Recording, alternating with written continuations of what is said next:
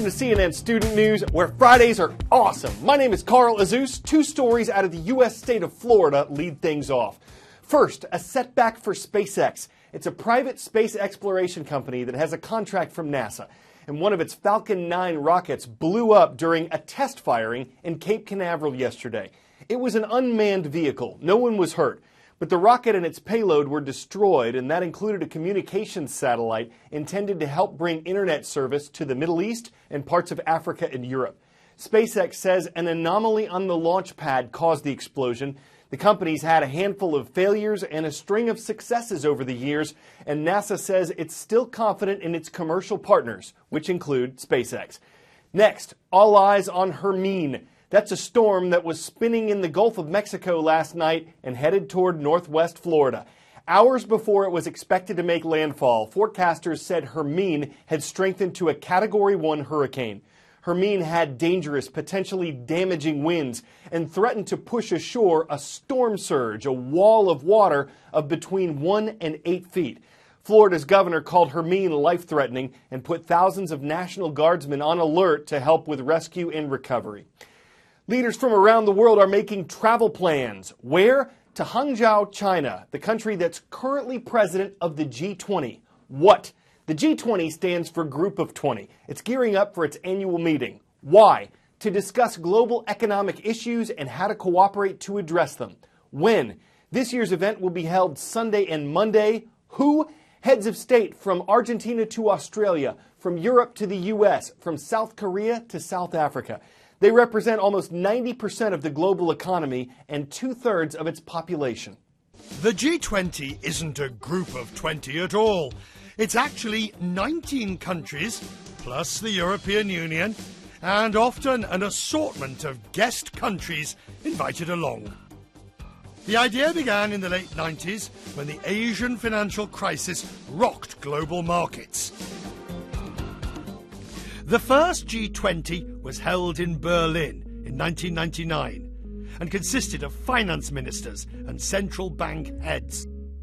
Then, almost a decade later, the world faced a far greater challenge when the subprime crisis triggered a near-total financial collapse. Fear was palpable. The G20 was turbocharged. Heads of government from member nations were called to action and met at crisis meetings in Washington, London, and Pittsburgh. For a brief flicker of a moment, the world was experiencing such incredible instability, the worst recession that we've seen since the Great Depression, that everyone wanted to at least show the public that there was a level of agreement. During the financial crisis, the G20 leadership pledged about $1 trillion in new stimulus. That goal was roughly met, but other proposals went nowhere. You have to be honest and say that it's a pretty poor grade over the last several years in terms of delivering on these commitments that they've made. It is that countries meeting together get that practice of working on problems, and so should we have a major crisis again, that infrastructure will be in place and ready to be utilized. On Tuesday, November 8th, U.S. voters will choose a new president. And we're bringing you a series of reports related to the upcoming election. The United States is often called a democracy, but it's not a direct or pure democracy. How does the Electoral College factor into the vote? Electoral College. It's simpler than regular college. It's actually the name of a group of people who choose the U.S. president. Why them and not just citizens through a popular vote? Well, some of the founding fathers weren't completely comfortable with a direct election by the people. They wanted to buffer or limit that. They didn't think the average American was really in tune with politics. Electors, on the other hand, are all over them. I need your vote. Here's how the system works. Each state gets a certain number of electoral votes. The more people who live in a state, the more electoral votes it gets. Take California, most populous state in the nation, 55 electoral votes. South Dakota, 3. Not many, but it doesn't have nearly as many residents as the Golden State. Now, every state but Maine and Nebraska has a winner-take-all election system. That means whoever wins the state's popular vote wins all of its electoral votes.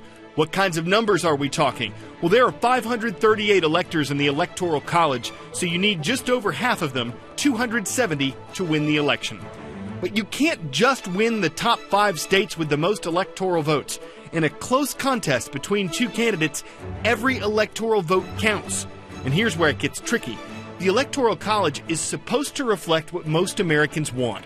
But it is possible for a candidate to win the popular vote and lose the Electoral College and therefore the election. Former Vice President Al Gore, for example, won the popular vote in 2000 but lost the Electoral College and the election.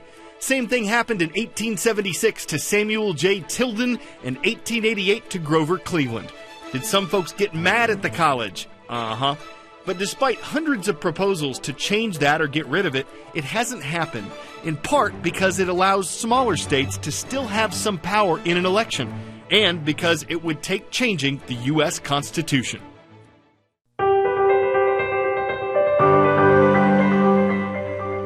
Georgie Smith was the designer and chef in California. She noticed that some people who'd grown past the age of the foster care system didn't really have somewhere to live that gave them a sense of home. So she started a nonprofit called A Sense of Home, and her foster youth staff has made comfortable living spaces for 100 others who couldn't stay in foster care. When I aged out of the system, I slept in a park. I lived in 4 placements. You don't really feel like stable inside. This is for the living room. Okay, let's stage it over here, guys, so you can move it into position. Los Angeles County has the largest foster youth population in the country. At 18 to 21, they're out on their own. My goal growing up was, I'm going to get my siblings. All of us have been removed from our parents. They're super broke. They're out there fending for themselves with no support, no community, no nothing. We should put the bed here. Okay. I understood that it was a very broken system, and I was moved to do something.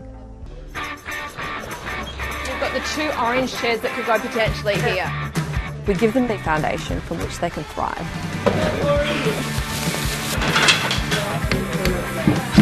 Good job. It's a feeling of family, feeling accepted, of belonging. Oh my God, this is looking so good. Are you ready? I'm so excited. Oh my gosh. This is crazy. There's an incredible transformation that happens on the inside. Oh my goodness. They gain the ability to trust in others. This makes it so real, like we're gonna be okay. We don't need to survive anymore, that we can start living. Thank you, Georgie, like honestly, thank you so much. Like, this means the world to me. It's not just the home that's so important to the kids, it's that feeling of that community. It's family for them.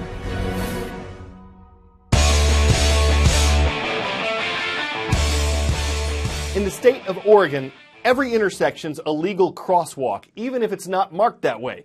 So to help get drivers' attention, this is like Take Your Bigfoot to School Day. You would own show and tell. The giant hairy crossing guard's part of a Department of Transportation program. He's working to ensure people drive safely and get across the street safely once they get over the shock. Bet he drives a monster truck.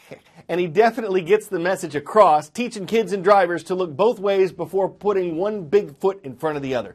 How does he know when it's time to cross? He just checks his Sasquatch. And check him on, I know it's time to go. We will be off Monday for the Labor Day holiday, so enjoy the 3-day weekend, and please come back Tuesday for CNN Student News.